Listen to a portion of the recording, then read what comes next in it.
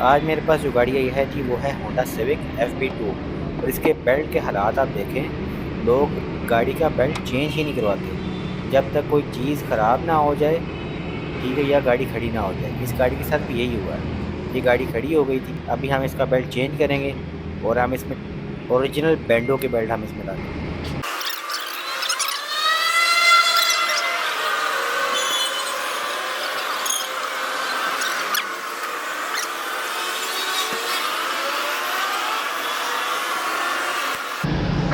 मेरी अभी belt tensioner को हमने लूज़ करना है और उसके बाद हम इसके बेल्ट को जो है ना इसके ऊपर प्रॉपरली वो कहते हैं चढ़ा देंगे बेल्ट को। थोड़ा सा एहतियात करनी पड़ती है इसका टेंशनर लूज़ करते वक्त, ताकि आपकी हाथ वगैरह इसके अंदर ना आए। अभी हम गाड़ी स्टार्ट करने लगे हैं जी, इसको चेक करने लगे हैं बेल्ट की रोटेशन सारी।